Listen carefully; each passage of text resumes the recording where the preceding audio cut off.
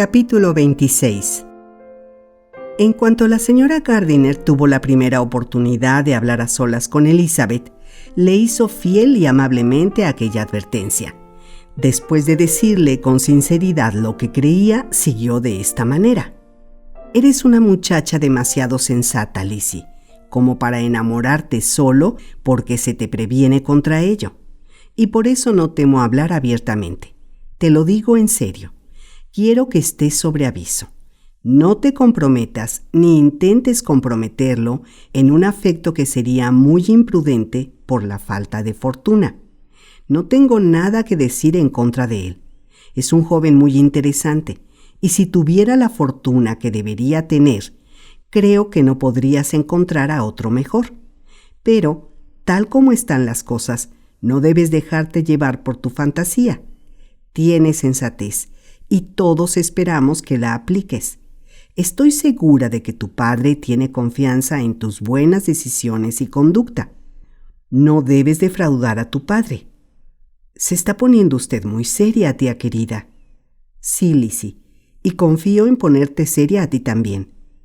Pues bien, no tiene usted por qué alarmarse. Tendré cuidado conmigo misma y también con el señor Wickham. No se enamorará de mí si está en mi mano evitarlo. Elizabeth, ahora no está siendo seria. Dispense usted, tía, volveré a intentarlo.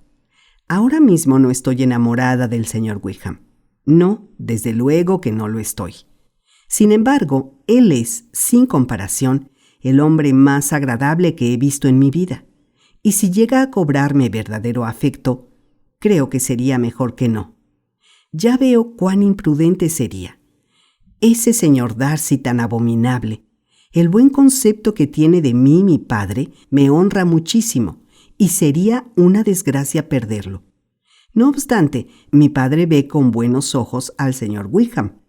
En suma, tía querida, lamentaría mucho hacer infelices a cualquiera de ustedes, pero, como vemos todos los días que, cuando hay amor, la falta inmediata de fortuna no suele impedir que los jóvenes se comprometan los unos con los otros, ¿cómo puedo prometerles ser más prudente que tantas otras en mi caso si sufro la tentación? ¿O cómo voy a saber siquiera que sería prudente resistirme? Lo único que puedo prometerle, por tanto, es que no me precipitaré.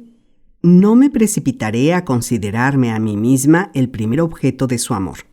Cuando esté con él no me haré ilusiones. En suma, haré todo lo que pueda. Quizá fuera mejor que no lo animases a venir aquí con tanta frecuencia, Lizzie. Al menos no deberías recordar a tu madre que lo invitara. Como hice el otro día, dijo Elizabeth con una sonrisa de entendimiento. Sí, es muy cierto. Sería prudente por mi parte abstenerme de hacer eso.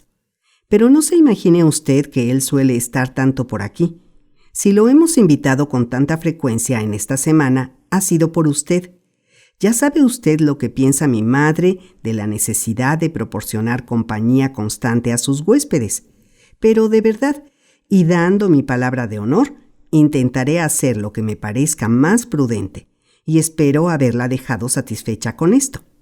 Su tía le aseguró que así era.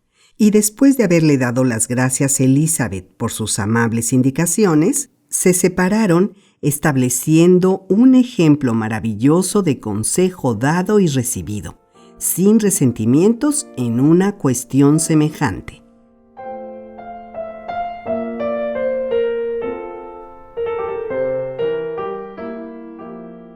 El señor Collins regresó a Hertfordshire poco después de marcharse los Gardiner con Jane. Pero, como se alojó con los Lucas, su llegada no incomodó mucho a la señora Bennet. Ya se avecinaba su boda, y ella estaba por fin tan resignada que la consideraba inevitable, hasta el punto de decir varias veces, con tono de mal humor, que ojalá fueran felices. La boda iba a celebrarse el jueves, y la señorita Lucas hizo su visita de despedida el miércoles. Y cuando se levantó para marcharse, Elizabeth, avergonzada del modo desagradable y desganado con que la había felicitado su madre, y emocionada sinceramente ella misma, salió con ella de la habitación. Mientras bajaban juntas las escaleras, Charlotte dijo: «Confío en tener noticias tuyas muy pronto, Lizzie. Las tendrás con toda seguridad. Y tengo que pedirte otro favor, Lizzie. ¿Querrás venir a verme?» «Espero que nos veamos con frecuencia en Hertfordshire», contestó Elizabeth. «Es probable que pase algún tiempo sin salir de Kent. Prométeme que vendrás a Hunsford por lo tanto». Elizabeth no pudo negarse, aunque no esperaba que la visita resultara muy placentera para ella.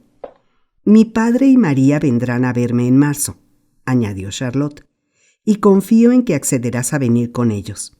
En verdad, Lizzie, serás tan bien recibida como cualquiera de los dos». Se celebró la boda. La novia y el novio salieron camino de Kent, desde la puerta de la iglesia, y todos tuvieron mucho que decir o que oír sobre el asunto, como de costumbre. Elizabeth recibió pronto noticias de su amiga, y mantuvieron una correspondencia tan regular y frecuente como siempre, pero era imposible que fuera tan franca como antes. Elizabeth no podía escribirle sin sentir que había perdido todo el consuelo de la intimidad, y aunque estaba decidida a no flaquear en su correspondencia, era más bien en recuerdo de lo que había sido más que por lo que era. Recibió las primeras cartas de Charlotte con bastante interés. No podía menos de sentir curiosidad por lo que diría de su nuevo hogar, si apreciaba a Lady Catherine y si se atrevía a calificarse de feliz.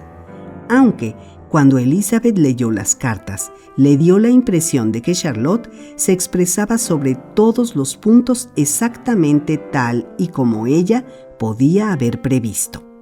Escribía con alegría. Al parecer, estaba rodeada de comodidades y no citaba nada que no pudiera alabar. La casa, los muebles, la comarca y los caminos eran todos de su gusto, y Lady Catherine era de lo más amable y atenta. Era el cuadro que había presentado el señor Collins de Hunsford y Rosings, suavizado de una manera racional, y Elizabeth comprendió que debería esperar a visitarlo ella misma en persona para conocer el resto.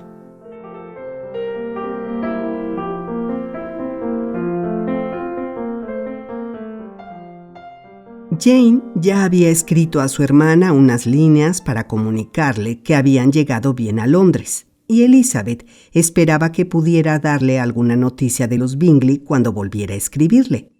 La impaciencia con que esperaba esta segunda carta recibió el pago que suele tener la impaciencia. Jane había pasado una semana en la capital sin ver a Caroline ni tener noticias suyas. Lo explicaba, no obstante, suponiendo que la última carta que había enviado a su amiga desde Longbourn se habría perdido accidentalmente. En la carta, Jane añadía: «Nuestra tía va a ir mañana a esa parte de la capital, y yo aprovecharé la ocasión para hacer una visita a la calle Grosvenor». Volvió a escribir después de haber hecho esta visita y de haber visto a la señorita Bingley. En su carta, Jane decía: «Me pareció que Caroline no estaba de buen ánimo, pero se alegró mucho de verme y me riñó por no haberla avisado de mi venida a Londres. Yo estaba en lo cierto, por tanto. Mi última carta no le había llegado. Le pregunté por su hermano, naturalmente. Estaba bien, pero tan ocupado con el señor Darcy que no lo veían casi nunca. Me enteré de que esperaban a comer a la señorita Darcy. Hubiera deseado poder verla. Mi visita no fue larga, ya que Caroline y la señora Hurst iban a salir. Supongo que los veré pronto aquí». Elizabeth sacudió la cabeza al leer esta carta. La dejó convencida de que el señor Bingley solo podría enterarse de que su hermana estaba en la capital por alguna casualidad. Pasaron 4 semanas sin que Jane lo hubiera visto. Se esforzaba por convencerse a sí misma de que no lo sentía, pero ya no podía seguir cerrando los ojos a la falta de atención de la señorita Bingley. Después de haberse pasado una quincena esperándola en casa todas las mañanas e inventando todas las tardes un nuevo modo de disculparla, la visitante apareció por fin, pero la brevedad de su estancia y más aún la alteración de sus modos no permitió que Jane siguiera engañándose a sí misma. La carta que escribió a su hermana en esta ocasión dejaba claros sus sentimientos. Estoy segura de que mi querida Lizzie será incapaz de presumir a mis expensas de su mejor criterio al confesar que me he engañado por completo respecto de la consideración que tenía por mí la señorita Bingley. Pero, mi querida hermana, aunque los hechos te han dado la razón, no me tengas por terca si sigo afirmando que, teniendo en cuenta su conducta, mi confianza era tan natural como tus sospechas. No comprendo en absoluto qué motivos tuvo ella para desear mi amistad íntima, pero estoy segura de que, si volvieran a darse las mismas circunstancias, yo volvería a engañarme otra vez. Caroline no devolvió mi visita hasta ayer, y entretanto no recibí de ella ni una nota, ni una línea. Cuando vino por fin, saltaba a la vista que no lo hacía con gusto. Se disculpó brevemente, de manera formal, por no haber venido antes. No dijo una palabra de querer volver a verme.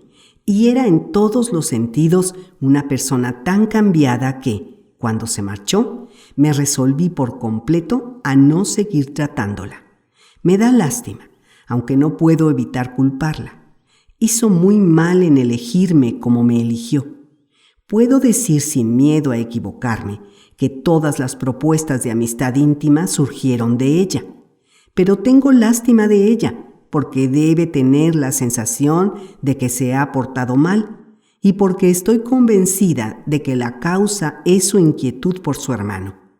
No es preciso que me explique más, y aunque tú y yo sabemos que esta inquietud es enteramente innecesaria, si ella la siente, no obstante, explicaría con facilidad su conducta para conmigo, y con tanto como lo quiere su hermana, es natural y hermoso que ella se inquiete por él. Con todo, no puedo menos de extrañarme de que ella tenga ahora esos miedos, pues si yo le hubiera importado algo a él, hace ya tiempo que deberíamos habernos visto. Estoy segura, por algo que dijo ella, que él sabe que estoy en la capital, y a pesar de eso, por la manera de hablar de ella, parecía como si quisiera convencerse a sí misma de que a él le gusta en realidad la señorita Darcy. No lo entiendo. Si no temiera hacer un juicio precipitado, casi estaría tentada a decir que todo esto tiene mucha apariencia de duplicidad. Sin embargo, me esforzaré por desterrar todo pensamiento doloroso y solo pensaré en lo que me puede hacer feliz, en tu afecto y en la amabilidad constante de nuestros queridos tíos. Dame noticias tuyas bien pronto. La señorita Bingley dijo algo de que él no pensaba regresar nunca a Netherfield, de que iba a dejar la casa, pero no con seguridad.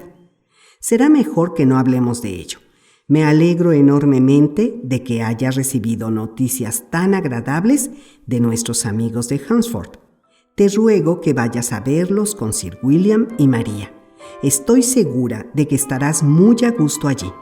Tu afectísima, etc.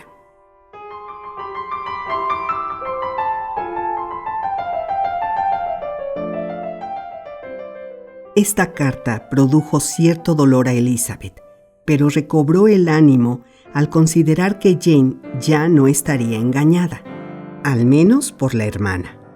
Había abandonado ya por completo la idea de esperar nada del hermano. Ni siquiera deseaba que éste renovara sus atenciones. La reputación de Bingley se hundía más y más cada vez que se revisaba. Y Elizabeth deseó seriamente, como castigo para él y como posible ventaja para Jane, que se casara pronto con la hermana del señor Darcy, efectivamente, puesto que, según lo que contaba Wickham, ésta le haría arrepentirse de sobra de lo que había dejado perder. La señora Gardiner recordó por entonces a Elizabeth la promesa que le había hecho respecto de este último caballero y le pidió información, y la que pudo enviar Elizabeth a su tía era tal que más podía dar contento a ésta que a la propia Elizabeth. El aparente interés que sentía Wickham por Elizabeth se había aplacado. Había dejado de prestarle atención. Era admirador de otra. Elizabeth era lo bastante observadora como para verlo todo, aunque era capaz de verlo y de escribirlo sin sentir dolor material. Se le había conmovido poco el corazón, y la vanidad le quedaba satisfecha creyendo que la habría elegido a ella si la fortuna material se lo hubiera permitido. El encanto más notable de la joven a quien quería resultar agradable Wickham por entonces era que ésta había recibido repentinamente 10,000 libras esterlinas. Pero Elizabeth, que en este caso quizá tuviera la vista menos clara que Charlotte, no riñó con el señor Wickham por el deseo de independencia económica de éste. Antes, al contrario, no había cosa más natural. Y si bien pudo suponer que a Wickham le había costado cierto esfuerzo renunciar a ella, estaba dispuesta a considerarlo una medida prudente y deseable para ambos, y pudo desearle felicidad sinceramente. Reconoció todo esto en su carta a la señora Gardiner, y tras referirle las circunstancias siguió diciendo: «Ahora estoy convencida, tía querida, de que no he estado nunca enamorada, pues si hubiera vivido de verdad dicha pasión pura y enriquecedora, ahora detestaría el nombre mismo de Wickham y le desearía todo tipo de males. Pero los sentimientos que albergo no solo son cordiales hacia él, sino que incluso son imparciales hacia la señorita King. No me parece que la odie en absoluto, ni que no esté dispuesta en lo más mínimo a considerarla una muchacha muy buena. En todo esto no puede haber amor. Mis precauciones han surtido efecto, y aunque no cabe duda de que resultaría mucho más interesante para todas mis conocidas si estuviera loca de amor por él, no puedo decir que lamente mi relativa insignificancia. El precio de darse importancia puede ser demasiado caro a veces. Kitty y Lydia se toman mucho a pecho su deserción. Son jóvenes, tienen poco mundo y todavía no han asumido la dura realidad de que los jóvenes bien parecidos deben tener algo de qué vivir, igual que los feos».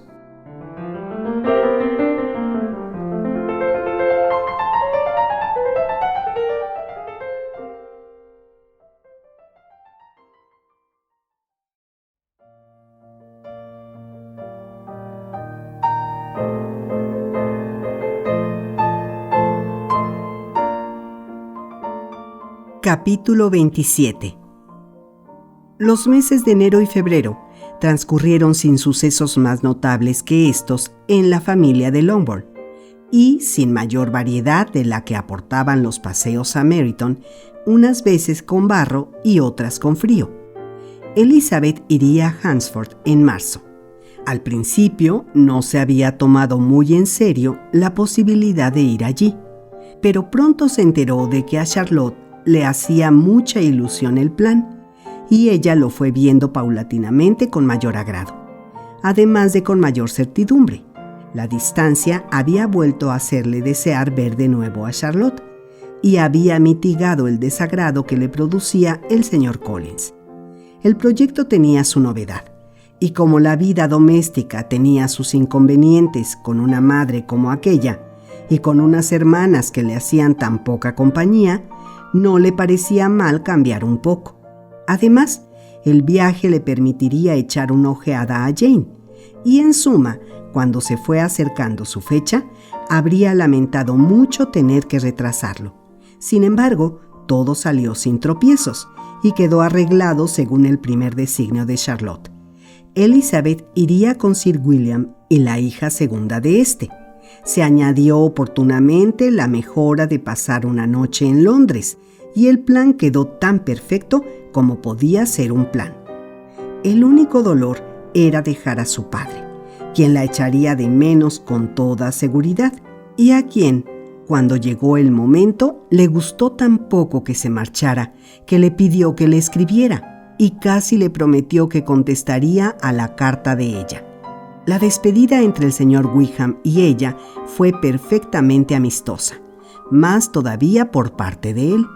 A pesar de estar cortejando entonces a otra, no podía olvidar que Elizabeth había sido la primera que le había llamado la atención, la primera que le había escuchado y se había apiadado de él, la primera a la que había admirado, y su modo de despedirse de ella, deseándole que lo pasara muy bien, recordándole lo que podía esperar por parte de Lady Catherine de Bourgh y confiando que ambos tendrían una misma opinión de ella, que tendrían una misma opinión de todo el mundo, había una solicitud, un interés que a ella le pareció que debería unirla a él para siempre con un afecto muy sincero, y se despidió de él convencida de que, casado o soltero, siempre sería para ella un modelo de persona amable y agradable.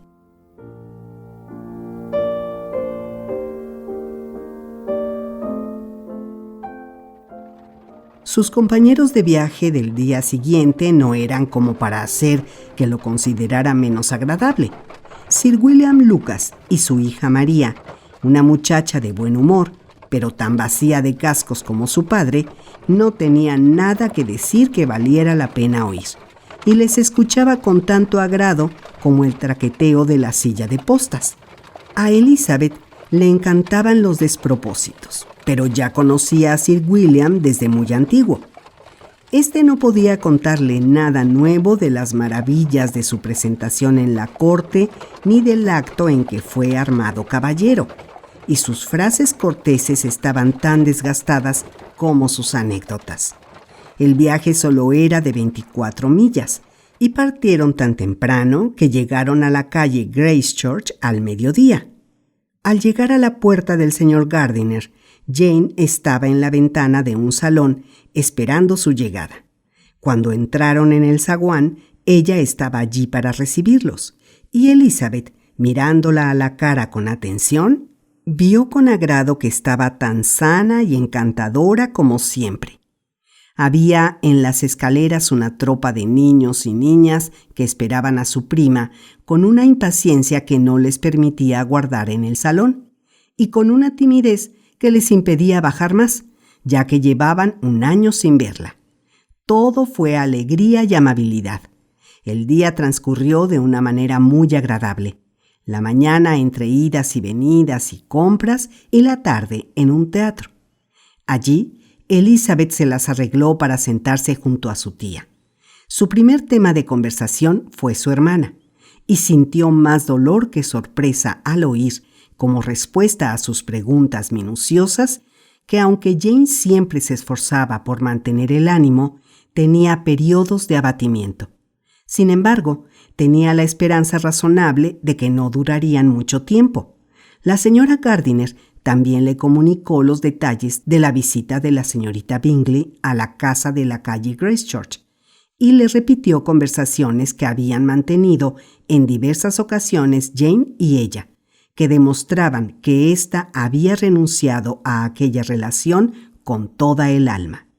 A continuación, la señora Gardiner interrogó a su sobrina sobre el abandono por parte de Wickham y la felicitó por lo bien que lo llevaba. «Pero, querida Elizabeth, ¿qué clase de muchacha es la señorita King?», añadió. «Lamentaría enterarme de que nuestro amigo es un interesado». «Dígame usted, tía querida, ¿en qué se diferencia en asuntos matrimoniales la prudencia del interés? ¿Dónde termina la sensatez y dónde empieza la avaricia? En las navidades pasadas, usted temía que me casara con él porque sería una imprudencia, y ahora porque intenta casarse con una muchacha que solo tiene 10,000 libras. Usted quiere llegar a la conclusión de que es un interesado. Sabré mejor a qué atenerme, Lizzie, si me explicas qué clase de muchacha es la señorita King». «Es una muchacha muy buena, según creo, tía. No sé nada malo de ella». «Pero él», replicó la señora Gardiner, «no le prestó la más mínima atención hasta que murió el abuelo de ella y le dejó esa fortuna». «No», contestó Elizabeth. «¿Y por qué iba a prestársela? Si a él no le era dado ganarse mi afecto porque yo no tenía dinero, ¿por qué iba a cortejar a una muchacha que no le interesaba y que era igualmente pobre? Sin embargo, Lizzie, parece poco delicado que le prestase atención tan inmediatamente después de aquella circunstancia. Un hombre en situación apurada, dijo Elizabeth, no tiene tiempo para todo ese decoro elegante que pueden observar otras personas. Si ella no tiene nada que objetar, ¿por qué vamos a tenerlo nosotras? El hecho de que ella no tenga nada que objetar no lo justifica a él. Lo único que demuestra es que algo le falta a ella, o buen juicio o sentimientos. Pues bien, sea como usted quiera, exclamó Elizabeth. Él será un interesado y ella será una tonta.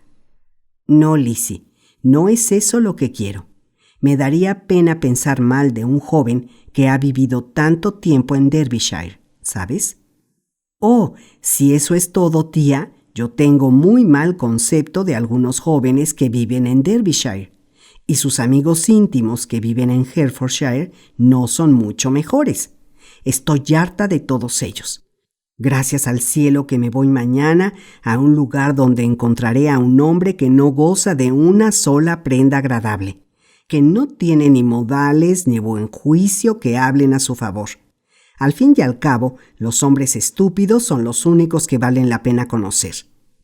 Cuidado, Lizzie. Esa manera de hablar suena mucho a desengaño. Antes de que la separara el final de la comedia, recibió la felicidad inesperada de que su tío y tía la invitaran a acompañarlos en un viaje de placer que pensaban hacer aquel verano. «Todavía no hemos pensado hasta dónde llegaremos», dijo la señora Gardiner, «pero quizá vayamos hasta la región de los lagos». Ningún plan podría haber agradado más a Elizabeth, y aceptó la invitación con sumo gusto y agradecimiento. «¡Ay, tía, tía querida!», exclamó con arrebato. «¡Qué deleite! ¡Qué felicidad! Me das nueva vida y vigor. Adiós al desengaño y a la melancolía. ¿Qué son los jóvenes comparados con las peñas y las montañas? ¿Qué horas de dicha vamos a pasar? Y cuando volvamos, no volveremos como otros viajeros que no son capaces de dar una sola idea precisa de nada. Sabremos dónde hemos estado. Recordaremos lo que hemos visto. No tendremos un revoltijo de lagos, montes y ríos en la imaginación, ni nos pondremos a discutir la situación relativa de una escena determinada cuando intentemos describirla. Que nuestras primeras efusiones sean menos insoportables que las de la generalidad de los viajeros».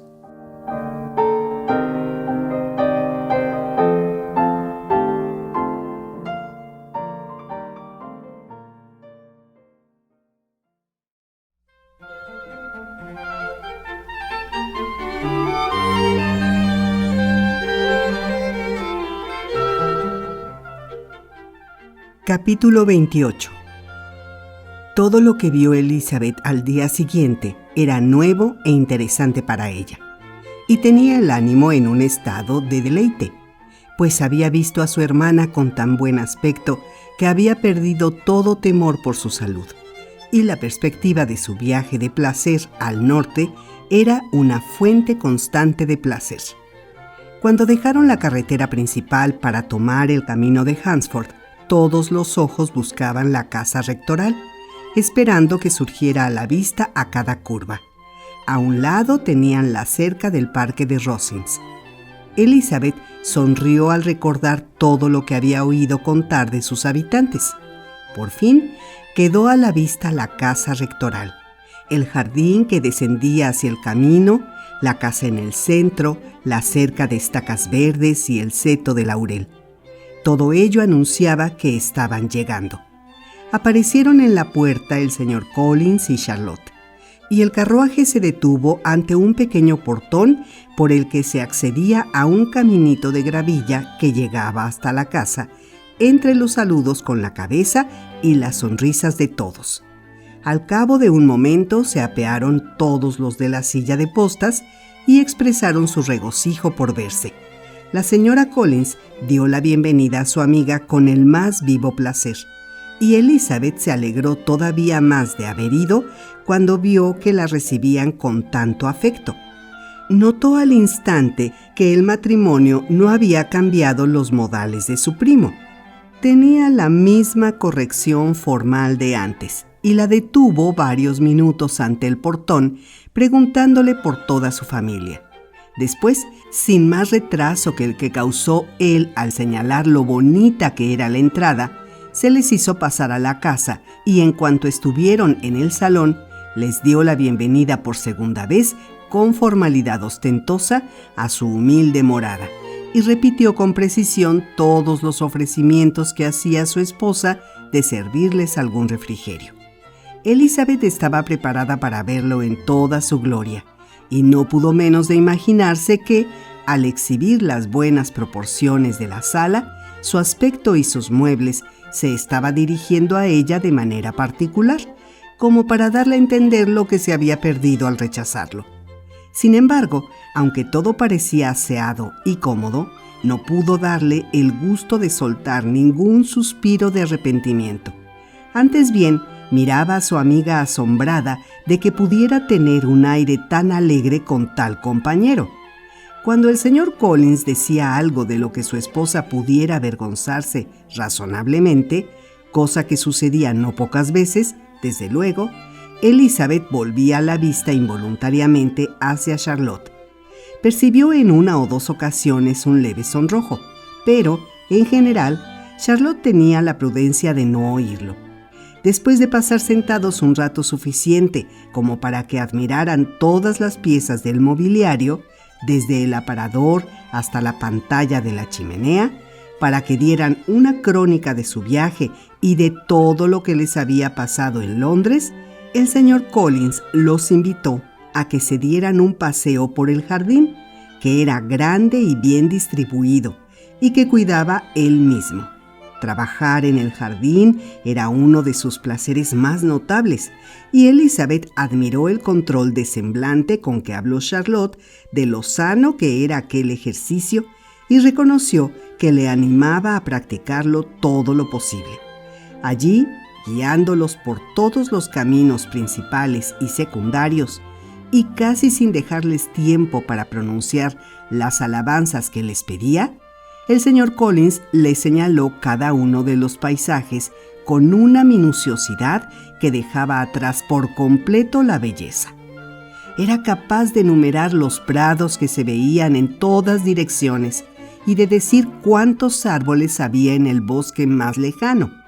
Pero entre todos los paisajes de que se podía apreciar su jardín o la región, o todo el reino, ninguna podía compararse con la vista de la casa de Rosings, que podían atisbar por un claro que había casi delante de la casa rectoral, entre los árboles que rodeaban la finca. Era un bonito edificio moderno, bien situado en terreno elevado.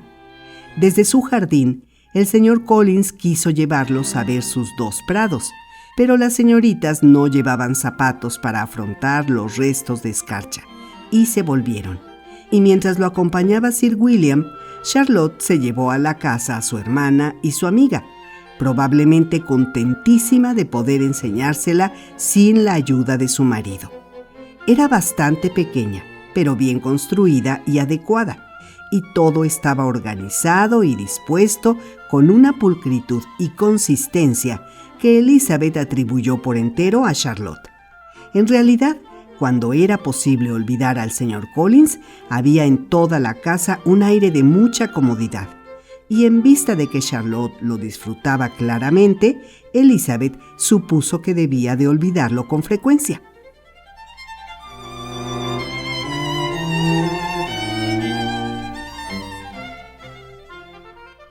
Ya se había enterado de que Lady Catherine seguía en la región.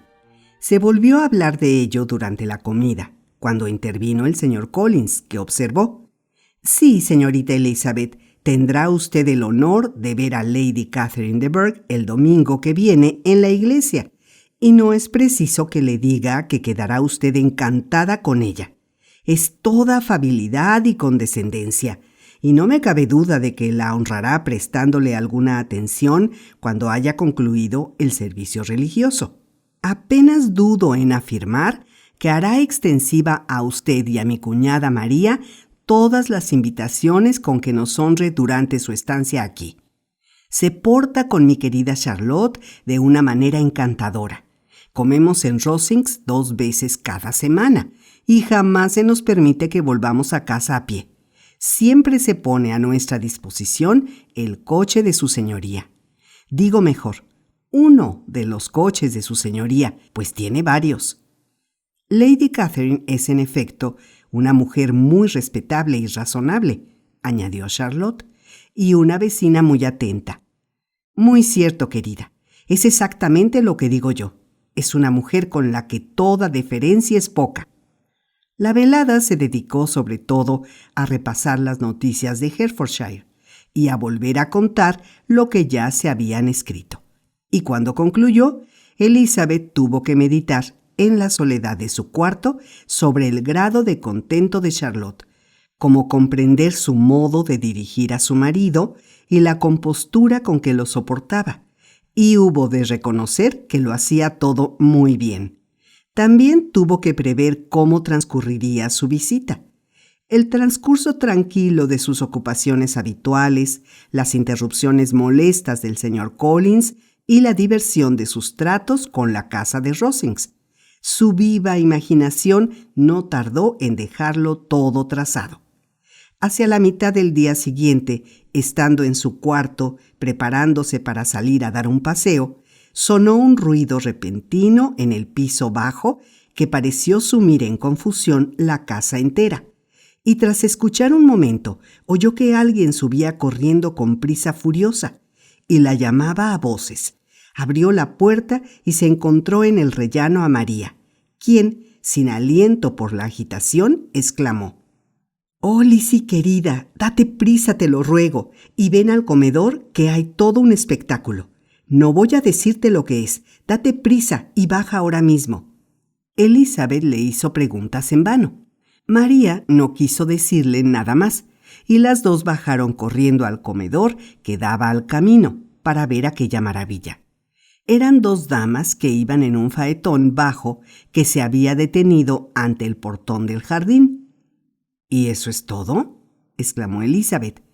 «Y yo que me esperaba que se habrían metido los cerdos en el jardín, por lo menos, y no es más que Lady Catherine y su hija». «No es Lady Catherine, querida», dijo María, muy consternada por el error. «La dama de edad es la señora Jenkins, que vive con ellas. La otra es la señorita de Burgh. Mírala, es muy pequeñita. ¿Quién habría podido creer que fuera tan delgada y pequeña?» «Está cometiendo una grosería abominable», dijo Elizabeth, «al tener a Charlotte al aire libre con el viento que hace. ¿Por qué no entra a la casa?» «Charlotte dice que no entra casi nunca. La señorita de Burgh hace un enorme favor cuando se digna entrar». «Me gusta su aspecto», dijo Elizabeth con otras ideas en la cabeza. «Parece mohína y enfermiza. Sí, le vendrá muy bien. Será una esposa muy conveniente para él». El señor Collins y Charlotte estaban de pie los dos ante el portón en conversación con las damas, y Elizabeth vio muy divertida que Sir William se había situado en la puerta de la casa, contemplando con atención la grandeza que tenía delante y haciendo reverencias constantes siempre que miraba hacia allí la señorita de Burgh. Al fin no quedó nada más que decir. Las damas siguieron su camino y los otros volvieron a entrar a la casa. En cuanto el señor Collins vio a las 2 muchachas, se puso a felicitarlas por su buena suerte, lo que explicó Charlotte, informándoles que habían invitado a comer a todos en Rosings al día siguiente.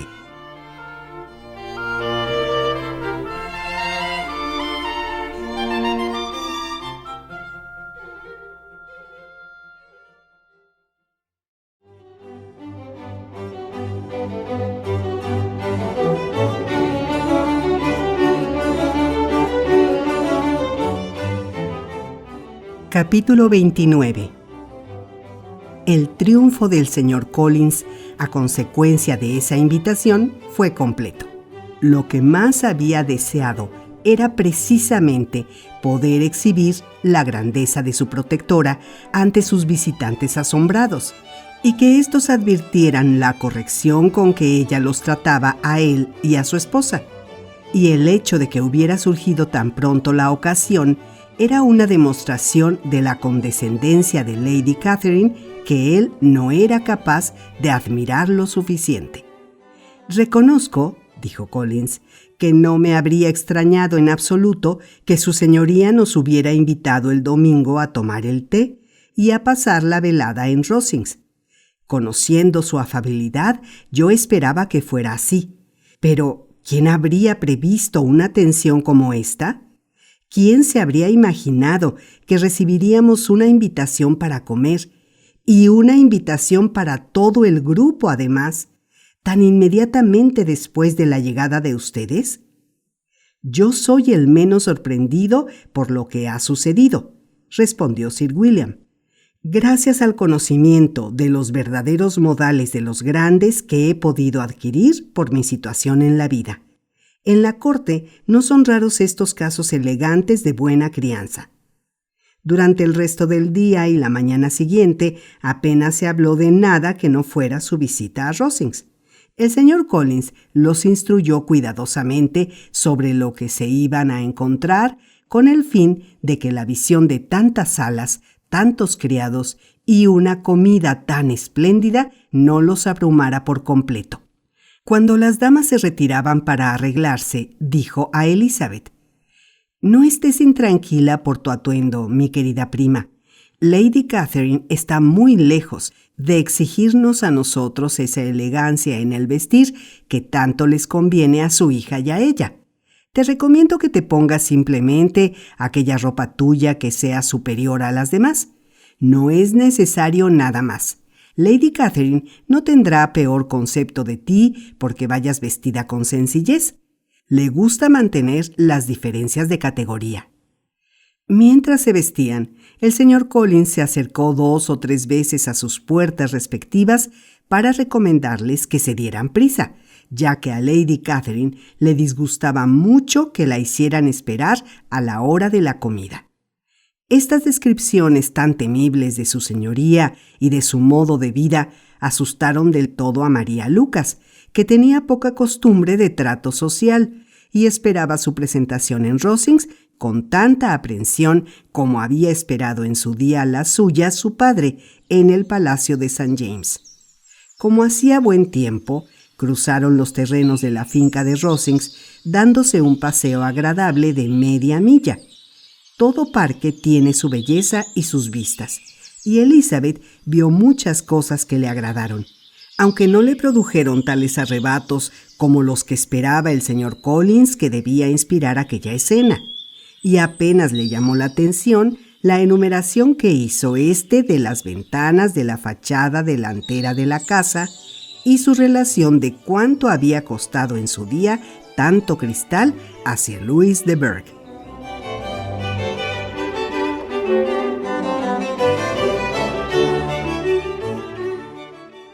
Cuando subían por la escalinata del palacio, María se alarmaba por momentos, y ni siquiera el propio Sir William parecía perfectamente tranquilo. A Elizabeth no le faltó el valor. No había oído decir nada de Lady Catherine que la hiciera parecer muy imponente por su talento extraordinario o de virtud milagrosa, y se creía capaz de ver sin temblar la grandiosidad que se debía simplemente al dinero o a la categoría social. Del vestíbulo, cuyas bellas proporciones y ornamentos consumados señaló el señor Collins con aire arrebatado, siguieron a los criados por una antecámara hasta la sala donde estaban sentadas Lady Catherine, su hija y la señora Jenkinson. Su señoría, con gran condescendencia, se levantó para recibirlos. Y como la señora Collins había acordado con su marido que se encargaría ella de hacer las presentaciones, estas se realizaron de la manera debida, sin tantas disculpas ni agradecimientos como habría considerado necesarios él. Sir William a pesar de haber estado en el Palacio de St. James, estaba tan impresionado por la magnificencia que lo rodeaba que apenas tuvo el valor suficiente para hacer una reverencia muy profunda y sentarse sin decir palabra. Y su hija, casi fuera de sí del susto, se sentó en el borde de su silla sin saber dónde mirar. Elizabeth se sintió muy a la altura de la situación y pudo observar con compostura a las 3 damas que tenía delante. Lady Catherine era una mujer alta, grande, de rasgos muy marcados que podían haber sido hermosos alguna vez. No tenía aire conciliador ni recibió a sus visitantes de una manera que les permitiera olvidar su categoría inferior. El silencio no la volvía imponente, pero lo hacía todo con un tono tan autoritario que subrayaba su presunción y que hizo pensar inmediatamente a Elizabeth en el señor Wickham, y por lo que observó en general aquel día, opinó que Lady Catherine era exactamente tal como él se la había descrito. Cuando, tras examinar a la dama, en cuyo semblante y porte no tardó en encontrar cierto parecido con el señor Darcy, volvió sus ojos a la hija. Casi pudo sumarse al asombro de María por lo delgada y pequeña que era. Las damas no se parecían en nada, ni en figura ni en rostro. La señorita de Burgh era pálida y enfermiza. Sus rasgos, aunque no feos, eran insignificantes, y solo hablaba un poco, en voz baja, a la señora Jenkinson, cuyo aspecto no tenía nada digno de notar, y que se ocupaba por entero en atender a lo que ella decía, y en colocarle en la dirección adecuada una pantalla que tenía ante los ojos. Tras pasarse sentados unos minutos, los mandaron a todos a una ventana para que admirasen la vista, asistidos por el señor Collins, que le señaló sus bellezas, y Lady Catherine tuvo la bondad de informarles que era mucho más digna de verse en verano.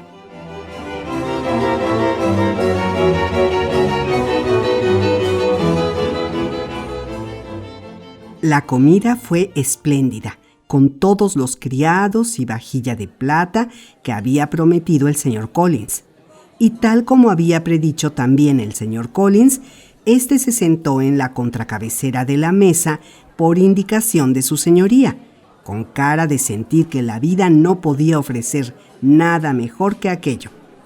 Trinchaba, comía y alababa con diligencia complacida, y cada plato era celebrado primero por él y después por Sir William, quien ya se había recuperado lo suficiente como para hacerse eco de todo lo que decía el señor Collins, de una manera que a Elizabeth le extrañaba que fuera capaz de soportar Lady Catherine.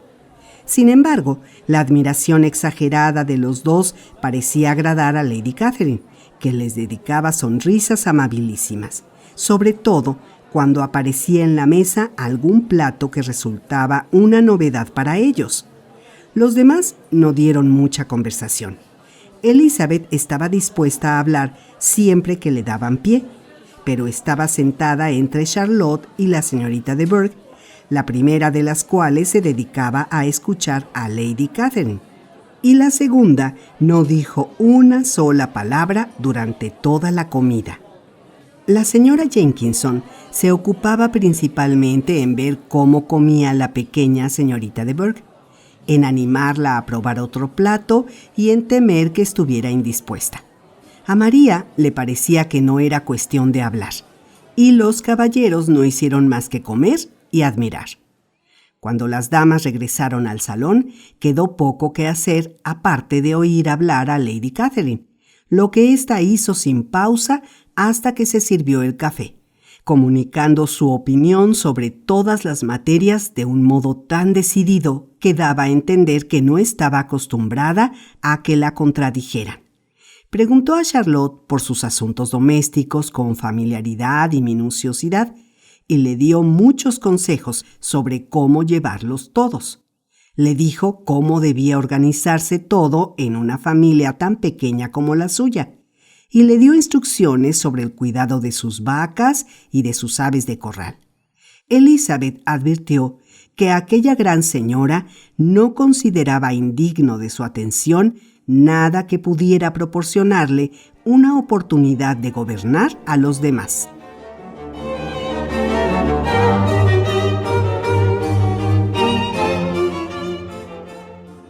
En los intervalos de su conversación con la señora Collins, hizo diversas preguntas a María y a Elizabeth, pero sobre todo a esta última, de cuya familia sabía menos y que era, según observó la señora Collins, una muchacha muy linda y gentil. Le preguntó en diversos momentos cuántas hermanas tenía, si eran mayores o menores que ella, si alguna tenía perspectivas de matrimonio, si eran hermosas, si tenían educación, qué coche tenía su padre y cuál era el apellido de soltera de su madre.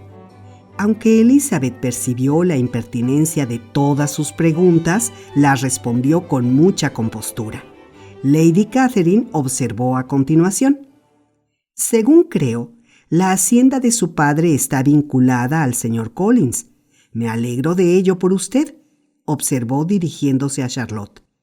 «Pero por lo demás, no veo la necesidad de establecer mayorazgos vinculados, despojando la sucesión a la línea femenina. En la familia de Sir Louis de Bourgh no se consideró preciso». «¿Toca y canta usted, señorita Bennet?» «Un poco», contestó Elizabeth. «Entonces la oiremos a usted con mucho gusto en alguna ocasión.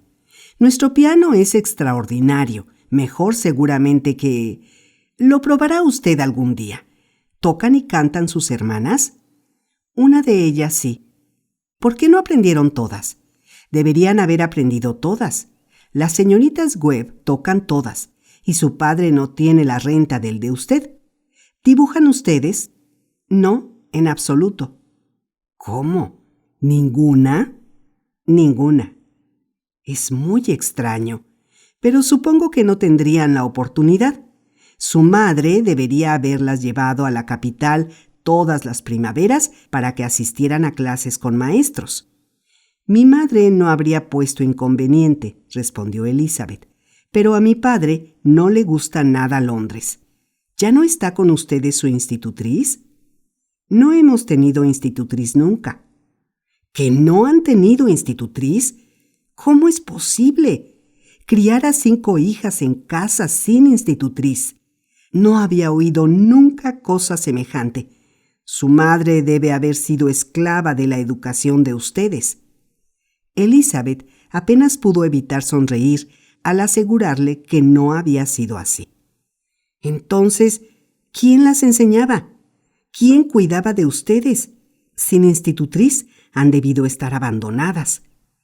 «Creo que lo hemos estado», respondió Elizabeth, «si se nos compara con algunas familias, pero a las que hemos querido aprender no nos han faltado nunca los medios.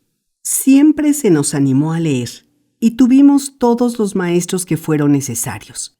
Las que optaban por estar ociosas podían estarlo, desde luego». «Sí, no lo dudo», dijo Lady Catherine. «Pero eso es lo que se impide con una institutriz. Y si yo hubiera conocido a su madre, le habría recomendado muy enérgicamente que contratase a una. Yo siempre digo que en la educación no se consigue nada sin una instrucción constante y regular, y esta solo puede darla una institutriz. Es asombroso a cuántas familias he podido proporcionárselas yo. Siempre me alegro de encontrar una buena colocación a una joven. La señora Jenkinson tiene 4 sobrinas con acomodos deliciosos por mi mediación. Y el otro día recomendé a otra joven de la que oí hablar por pura casualidad, y la familia está encantada con ella. Le he contado, señora Collins, que Lady Metcalfe me vino a ver ayer para agradecérmelo. La señorita Pope le parece un tesoro». «Lady Catherine, me ha dado usted un tesoro», me dijo. «¿Se ha puesto de largo alguna de sus hermanas menores, señorita Bennet?» «Sí, señora, todas». «¿Todas? ¿Cómo? ¿Las 5 a la vez? ¡Qué extraño! Y usted no es más que la segunda. Las menores de largo antes de que se casen las mayores. Sus hermanas menores deben ser muy jóvenes, ¿no es así? Sí, contestó Elizabeth. La menor no ha cumplido los 16. Es posible que ella sea demasiado joven para hacer mucha vida social, pero en verdad, señora, creo que sería muy duro para las hermanas menores no poder participar de la vida social y las diversiones porque las mayores no tengan medios o inclinación para casarse pronto. La menor tiene tanto derecho como la mayor a disfrutar de los placeres de la juventud. Y tener que quedarse en casa por un motivo como ese, me parece que no tendería mucho a fomentar el afecto entre hermanas ni la delicadeza. A fe mía que expresa usted su opinión de una manera muy decidida para lo joven que es, dijo su señoría. Dígame, ¿qué edad tiene? Teniendo 3 hermanas menores ya crecidas, su señoría no esperará que la confiese, repuso Elizabeth sonriendo.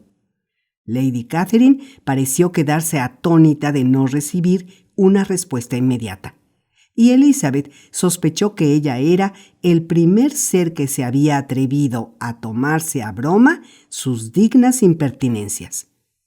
Estoy segura de que no puede tener más de 20 años, por lo tanto, no es preciso que oculte su edad. No he cumplido los 21, respondió Elizabeth.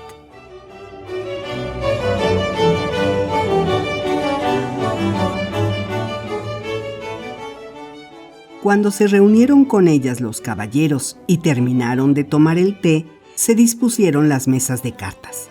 Lady Catherine, Sir William y el señor y la señora Collins se sentaron a jugar al cuadril, y como la señorita de Burgh quiso jugar al casino, las 2 muchachas tuvieron el honor de completar su partida junto con la señora Jenkinson. Su mesa fue enormemente aburrida. Apenas se pronunció una sílaba que no estuviera relacionada con la partida, salvo cuando la señora Jenkinson expresaba su temor de que la señorita de Burgh tuviera demasiado frío o demasiado calor, o tuviera mucha o poca luz. Se dijo muchísimo más en la otra mesa. Lady Catherine hablaba casi constantemente, indicando los errores que cometían los otros 3 o contando alguna anécdota sobre sí misma. El señor Collins se dedicaba a asentir a todo lo que decía su señoría, a agradecerle cada ficha que ganaba y a disculparse si le parecía que ganaba demasiadas. Sir William no decía gran cosa. Estaba almacenando en su memoria las anécdotas y los nombres de la nobleza.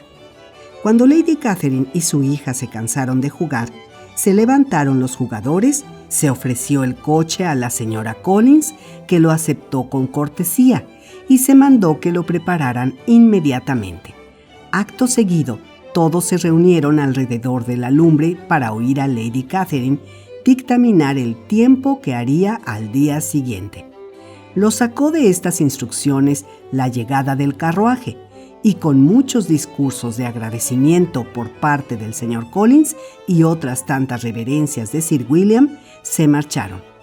En cuanto el coche partió de la puerta, el primo de Elizabeth pidió a esta su opinión de todo lo que había visto en Rosings, y ella, por el bien de Charlotte, le presentó de una manera más favorable de lo que era en realidad.